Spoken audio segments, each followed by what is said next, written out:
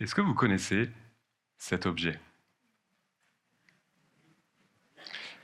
Alors oui, en effet, il n'y avait pas de piège. C'est bien un tournevis. Un outil plutôt commun qu'on utilise généralement pour bricoler ou réparer des trucs. Eh bien, si je vous disais qu'il pouvait également être un jouet.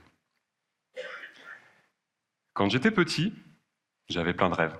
Bon, jusque-là, vous me direz, comme beaucoup d'enfants. Mais il y avait un rêve en particulier qui allait changer ma vie. Ce rêve, c'était celui de construire des robots.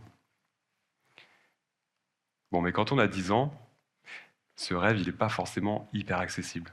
Mais bon, j'ai construit plein de Lego ou autres mécanos. J'ai pris beaucoup de plaisir à faire ça. Mais au fur et à mesure, j'avais envie d'avoir un peu plus de concret. D'aller plus loin. Finalement, de sortir du monde du jouet. C'est donc comme ça que ce simple tournevis est devenu mon jouet préféré. Et avec, mon grand jeu, c'était de déconstruire tout ce qui me passait sous la main. Mais vraiment tout. Ça pouvait être un grille-pain, un radio-réveil, un four micro-ondes, ou encore la télé du salon. Avec ce tournevis en main, c'est un peu comme si j'avais une baguette magique qui me permettait d'ouvrir toutes ces boîtes noires et d'ainsi mieux comprendre le monde technologique qui m'entourait. Bon, je sais, je vous vois venir. À ce moment-là, vous êtes très certainement en train de vous dire, mais ses parents dans tout ça, ils laissaient vraiment faire? Eh bien, la réponse est plutôt simple. Ils n'en avaient aucune idée. Puisque je faisais ça, bien évidemment, quand ils n'étaient pas là. C'était d'ailleurs le grand défi, le grand challenge, de tout reconstruire rapidement avant qu'ils ne reviennent. Et surtout, eh bien que ça fonctionne. Et franchement, je suis assez content, parce que dans l'ensemble, tout s'est plutôt bien passé. Ou presque. Il faut bien que je vous avoue, papa, maman, pour ce qui est du grille-pain, c'était peut-être un petit peu de ma faute quand même. Et en fait, vous savez quoi? Eh bien, ce nouveau passe-temps, ça m'a permis de nourrir et d'attiser ma curiosité envers les nouvelles technologies. C'est d'ailleurs cette curiosité qui m'a poussé afin de faire des études pour devenir ingénieur, me donnant ainsi la compétence non plus de déconstruire des trucs, mais maintenant de comprendre, de concevoir et de créer.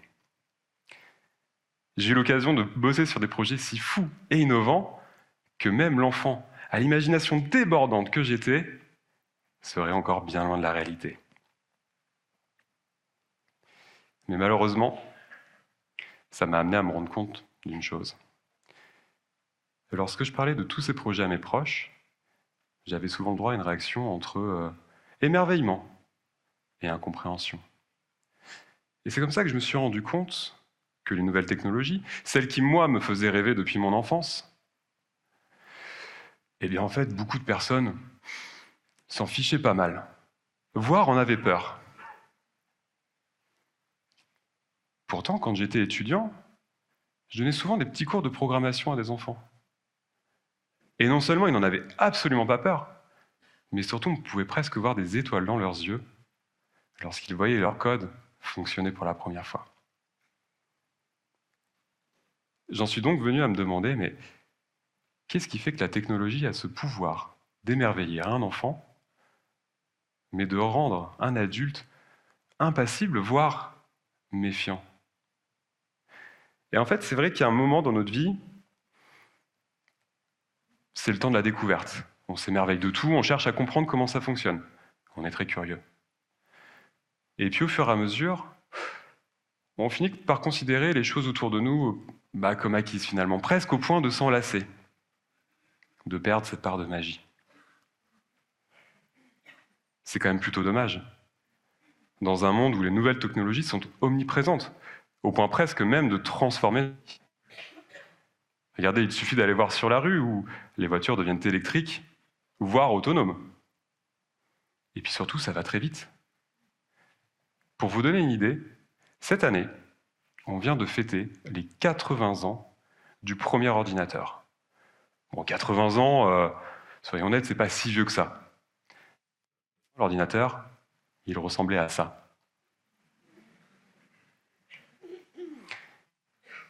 Et un peu moins d'un siècle plus tard, on est maintenant capable de faire des ordinateurs bien plus petits et surtout bien plus puissants. 10 millions de fois plus puissants exactement. Et j'ai presque envie de faire un pari avec vous. Je suis quasiment sûr que vous en avez tous un sur vous.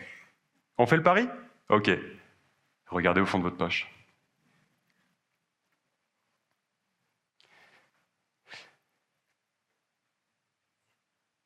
Et surtout aujourd'hui, il y a deux mots qui reviennent souvent. Intelligence artificielle. Tout le monde en parle. Pourtant, soyons honnêtes, qui la comprend réellement? Eh bien en fait, je vous propose de faire le test ce soir. Qui ici a déjà utilisé un outil avec de l'intelligence artificielle dedans? Ouais, ok. Je vois qu'il y a une grande majorité de personnes ici. Eh bien dans ce cas, qui saurait m'expliquer facilement comment est-ce que ça fonctionne?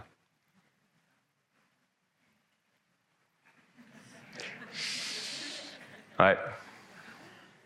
Je vois beaucoup moins de mains là tout de suite. Ça vous fait pas flipper, vous, cet écart énorme entre l'usage d'un outil et sa compréhension? Honnêtement, moi oui. Et d'ailleurs, ça m'a amené à me poser une question simple, que d'ailleurs vous pouvez vous-même vous poser. Cette question, c'est la technologie. Est-ce que je la comprends ou est-ce que je la subis? Eh bien, personnellement, j'ai décidé de la comprendre. Et surtout, j'ai décidé d'aider les autres à la comprendre. C'est donc comme ça qu'a démarré l'un de mes plus gros projets à ce jour. Ce projet, c'est celui de rendre la technologie ludique et amusante pour en faciliter l'apprentissage chez les plus jeunes. Bon, alors le but, bien sûr, n'est pas de transformer tous les enfants en futurs ingénieurs ou développeurs, non. Le but ici, c'est de les guider et de les accompagner dans un monde technologique en constante évolution, afin qu'ils ne soient pas uniquement consommateurs, mais qu'ils en deviennent acteurs. Bon, mais c'est bien beau tout ça, mais concrètement, qu'est-ce qu'on fait? Eh bien, je vais être tout à fait honnête avec vous. À ce moment-là, je n'en avais aucune idée. J'ai donc fait ce que je sais faire de mieux. J'ai fait un robot. C'était une merveille de technologie. Il était tout petit, avec une tonne de fonctionnalités, bien évidemment avec les dernières technos à la mode, et franchement, j'étais prêt à le fabriquer en grande quantité. Mais avant de lancer la production, je me suis dit, bon allez, on va quand même faire un petit test avec les enfants, après tout, ça s'adresse à eux. Et c'est là où ma confiance dans le projet a vite fait place à de l'humilité. Je l'avais bien testé avec des adultes par avant. Mais alors avec des enfants, il n'y a plus rien qu'à aller. Ils avaient énormément de mal à manipuler le robot qui était bien trop petit pour eux. Le langage de programmation, n'en parlons même pas. C'était beaucoup trop dur pour leur âge. Et en fait, au final, ils ont utilisé que quelques fonctionnalités, et en plus avec énormément de difficultés. C'est donc comme ça que le premier prototype de ce projet a fini sa place à décorer une étagère. Et petit spoiler, il a rapidement été rejoint par quelques copains. Et en fait, avec de nombreux tests, et quelques prototypes bien évidemment, eh bien le robot évoluait en intégrant de nouvelles notions dedans. À commencer par la vulgarisation. Comment est-ce qu'on fait pour expliquer à un enfant de 10 ans ce qu'est eh bien, la programmation, par exemple? Il avait bien sûr aussi la pédagogie, ou encore le design. L'ennemi public numéro 1 de l'ingénieur. Mais pourtant, obligatoire pour concevoir un produit à l'ergonomie adaptée à son utilisateur. Et en fait, tout ça, ça ne s'est pas fait par hasard. Tout ça, ça a été amené grâce à un processus d'apprentissage itératif. Ça veut dire, on prend une idée, on la teste, on voit ce qui se passe, et puis on l'améliore. Et surtout, on répète ça régulièrement. C'est un peu comme un muscle qu'on souhaite entraîner. Et en fait, ce processus, il est plutôt naturel chez l'humain. D'ailleurs, dès le début de notre vie. Regardez un bébé qui apprend à marcher. Spontanément, il se lève, va faire quelques pas, et puis tombe. Mais il va recommencer, encore et encore, jusqu'à savoir marcher et prendre son autonomie. Mais bien sûr, ça ne s'applique pas uniquement au bébé. Vous l'avez très certainement vécu chez vous, plus récemment. Repensez à la dernière fois que vous avez fait une nouvelle recette de cuisine. Souvenez-vous de tous ces ingrédients. D'ailleurs, vous en avez peut-être découvert certains à ce moment-là. Ou encore à cet ustensile un peu particulier que vous avez acheté pour l'occasion. À première vue, cela semblait énorme et compliqué. Mais vous teniez absolument à faire découvrir cette nouvelle recette à vos proches. Vous vous êtes donc lancé, y êtes allé étape après étape, un ingrédient après l'autre, jusqu'à réussir ce fameux plat. Bon, alors bien sûr, peut-être que le goût ou encore la texture n'étaient pas tout à fait comme vous le pensiez. Mais maintenant que vous avez le résultat en tête, vous savez exactement quelles variables ajuster lorsque vous referez cette recette. Vous avez réussi cette recette. Et surtout, vous avez réussi à faire tomber les barrières qui vous empêchaient de passer à l'action. Et un petit bonus, vous avez même débloqué de nouveaux outils qui vous permettront de refaire des recettes plus facilement. Et bien à ce moment-là, vous êtes déjà dans un processus d'apprentissage itératif. Et bien finalement, est-ce qu'on ne ferait pas en sorte que l'apprentissage de la technologie soit aussi facile que ça? Dans mon cas, en guise d'ingrédients, j'avais plutôt des moteurs, une carte mère, des capteurs ou encore plein de lignes de code. Et avec cela, il fallait que je trouve la recette qui allait donner envie aux enfants de jouer avec la technologie. Et en faisant de nombreux tests avec des enfants, des ados, leurs parents ou encore des enseignants, on a fini par retrouver une recette qui fonctionne plutôt bien. À tel point que lorsqu'ils arrivent pour la première fois à faire bouger leur robot avec un code qu'ils ont eux-mêmes construit, il y a presque un côté magique en voyant cette fierté et cet émerveillement dans leurs yeux. Bon, mais bien sûr, il y a parfois quelques petits ratés. C'est encore arrivé récemment avec Chloé. Elle était en train de faire un programme pour que son robot arrive à sortir tout seul d'un labyrinthe. Tout était prêt. Le code chargé dans le robot, elle l'attrape, le place à l'entrée, le lance. C'est parti. Il commence, enchaîne un virage, puis l'autre, et là, au bout d'un couloir, alors qu'il devait tourner à gauche, le drame arriva. Il tourna à droite, tapa dans un mur et se bloqua. Il n'arriverait plus jamais à la sortie du labyrinthe, c'était fini. Et bien spontanément, Chloé a repris son robot, s'est replongée dans son programme, et puisqu'elle avait vu exactement à quel endroit son robot avait échoué, elle savait exactement la ligne qu'il fallait qu'elle mette au code pour pouvoir le faire avancer et progresser.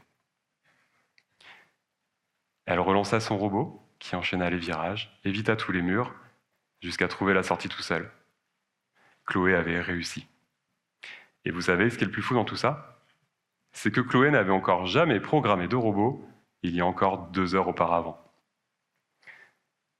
C'est ça qui fait que le robot a ce pouvoir magique pour devenir un outil d'apprentissage génial. Il permet de rendre concrets des concepts qui sont parfois compliqués pour des débutants, et surtout, il permet de créer un lien émotionnel avec les plus jeunes et ainsi de faciliter la transmission. Et d'ailleurs, dans le cas de nos petits robots, ce lien il se crée dès la première rencontre, puisque les enfants vont être amenés à le construire eux-mêmes en guise de première étape. Et en plus, eh bien c'est super simple, puisqu'il n'y a besoin d'aucun prérequis ni connaissance nécessaire. Bon, en fait, si. Il y a besoin d'une seule chose. Vous savez laquelle? Mon jouet préféré. Un simple tournevis. À la différence que cette fois-ci, il ne sert pas uniquement à désassembler des objets, mais à créer. Il redevient cette baguette magique qui permet aux enfants d'ouvrir les portes du monde de demain et d'ainsi mieux le construire. Quand j'étais enfant, je rêvais de créer des robots. Et aujourd'hui, je crée des robots qui font rêver des milliers d'enfants. Merci.